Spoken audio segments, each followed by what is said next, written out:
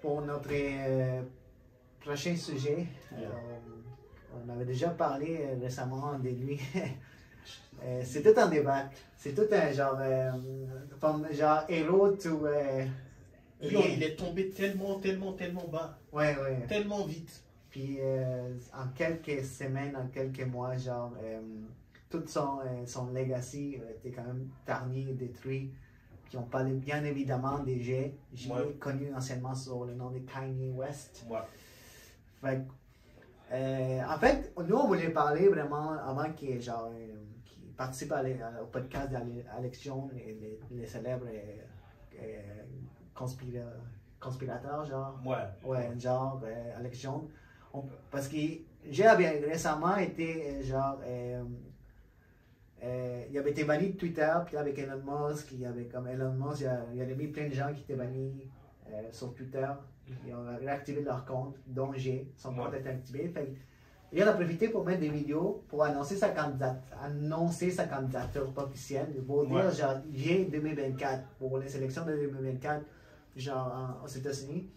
Puis là-dedans, ben, il parle qu'il est allé voir Donald Trump chez lui à Mar-a-Lago. Avec Nick Fuentes. Nick Fuentes est un commentateur politique un peu de l'extrême droite. Ouais, pas un peu. Mais vraiment de l'extrême droite. Fait que Nick Fuentes sont allés le voir, genre pour parler de 2024.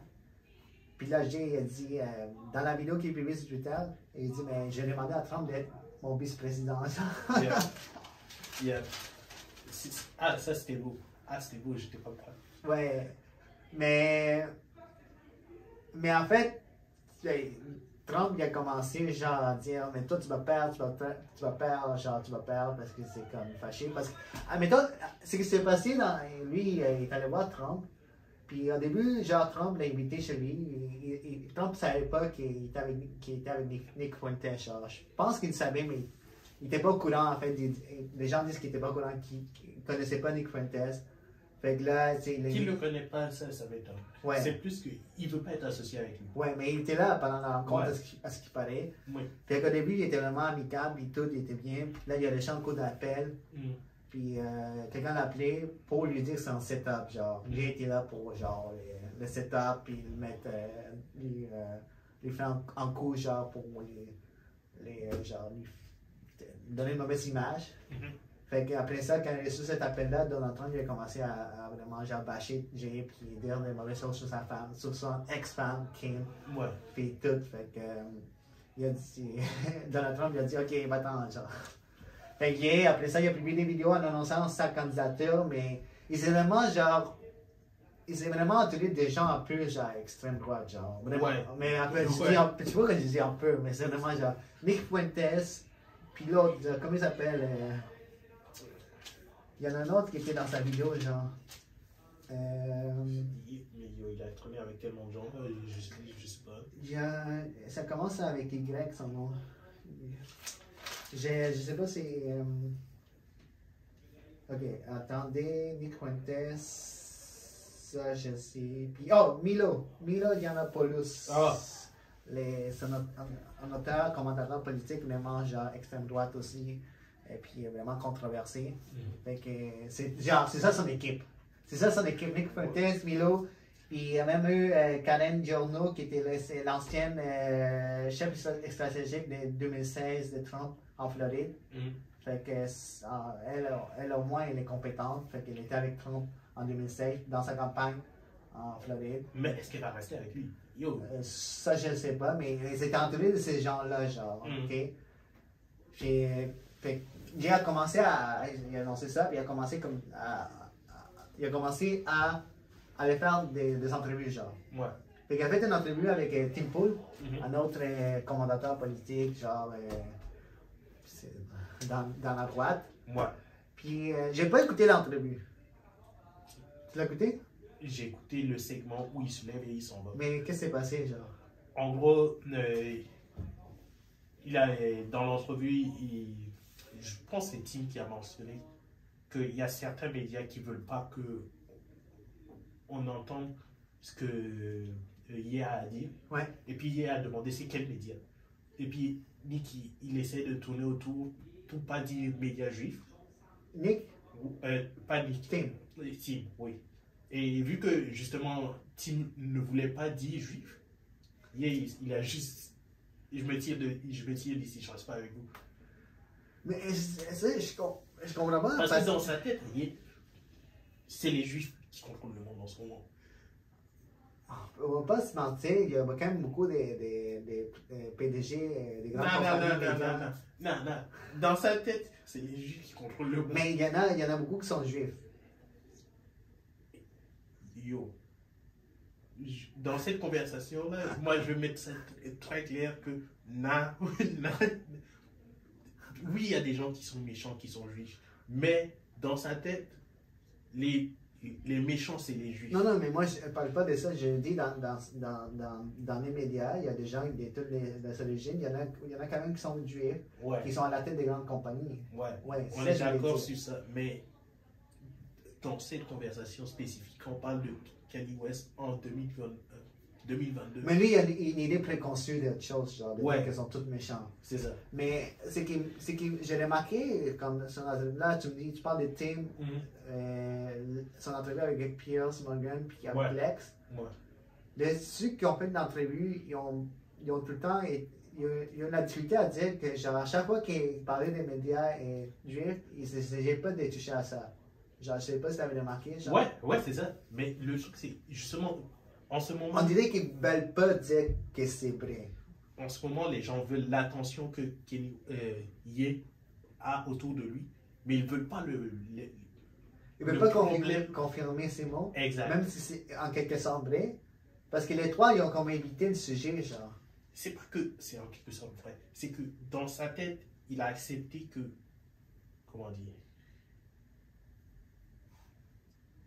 Je ne sais pas si tu es familier avec comment la Seconde Guerre mondiale et tout, la réputation des Juifs a évolué en Allemagne. Non, comment, genre? En gros, le ministre de la propagande d'Hitler, il a juste commencé par lancer des réputations de « Ok, ouais, ce sont les Juifs qui contrôlent les banques. » Ok, non, je comprends. Oui, il y a des Juifs qui contrôlent les banques. Oui, mais pour des gens qui ont connu cette histoire dans leur famille, ils savent comment ça a commencé, ils savent comment ça a fini. Ok, c'est pour ça que ces commentateurs-là, entrevueurs, ils essaient d'éviter ce genre de choses. Parce qu'ils voient comment ça a commencé. Ouais. Même si, oui, comme tu dis, genre, il y a des gens qui sont à la tête des grandes compagnies qui sont juifs, mais ils sont pas là pour faire du mal. Genre, il y en a, tous les gens ont plein des genres de télé différents. De diversité. Mais le problème, c'est que dans la tête de j'ai en ce moment, c'est les Juifs qui contrôlent le monde et il n'est pas prêt à accepter le reste des gens qui existent. Il a pris sa cible et il sait que c'est les Juifs. Mais là, c'est après avoir passé du podcast de Tim, là, il s'en va ça va voir Alex Jones. Alex Jones est, comme vous savez, conspirateur. Ça fait longtemps qu'il fait ça, genre vraiment très très controversé. Banni dans toutes les plateformes. Il y a son show Infowars. Tu peux aller sur son site web, regarder ça, mais c'est genre vraiment sa seule plateforme. Et bien, tu juste de finir une poursuite judiciaire parce qu'il doit payer plein d'argent, je pense, dans les milliards de dollars aux familles de Sandy Hook. Sandy Hook, c'est vraiment genre l'école où il y a une fusillade. Puis lui, il dit que c'était pas vrai et tout. Il y a eu plein de moments où il a dit que c'était pas vrai, que c'était organisé, qu'il y avait des acteurs et tout. Et c'était poursuivi par les familles. Et c'est pour ça que, entre autres, Elon Musk a dit non, Alex, il ne revient pas sur Twitter. Et là, Jay a décidé, mais comme un bon coup, d'aller le boire. Parce que c'est genre, lui. Fait que si lui, il va comprendre. Fait que là-dedans, le pire, c'est que j'ai écouté l'entrevue, j'ai vu des images, puis tu l'as vu, tu l'as écouté? Une grosse partie. J'ai écouté au complet en format audio, mais premièrement, il arrive avec un masque. Genre, couvert au complet, genre masque noir. Au début, je me suis dit... Est-ce que c'est Jay? Mais après, j'ai vu d'autres entrevues où il portait la même chose. Apparemment, c'est devenu son uniforme ou quelque chose. Ah, il est rendu comme ça? Même après son podcast avec Alex? À moins qu'il ait fait l'autre entrevue que j'ai vue le même jour. Mais il était avec un autre...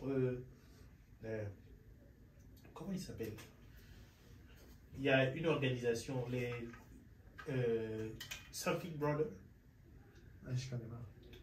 Ouais, en gros, c'est Proud Boys. Proud Boys, là, genre Yeah. Qui ont été déclarés terroristes par le Canada. Ouais. Il y avait des entrées avec eux? Il y avait un de leurs anciens leaders. Qui fait un peu de cash. Hein? Ouais, et puis il est allé dessus, il portait la même chose. Mais écoute, mais en fait, il était accompagné de Nick Fuentes, genre, qui est comme son directeur de campagne. Ouais.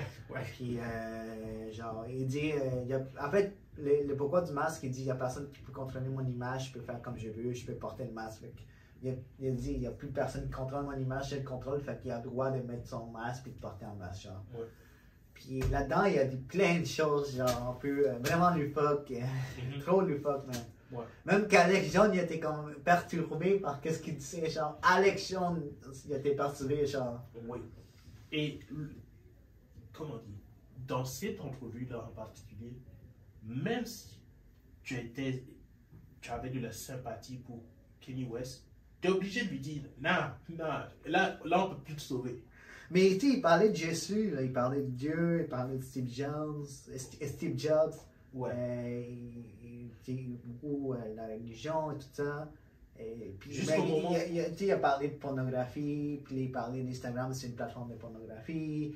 Les gens sont perdus à cause de tout ce qui est porno. Le problème, c'est que, comme musicien, il utilise des figures de style et tout, qui peuvent être intéressantes, différentes et tout. Mais quand tu rentres dans des sujets politiques et que tu te mets à utiliser des figures de style pour décrire des faits, ça ne fonctionne pas.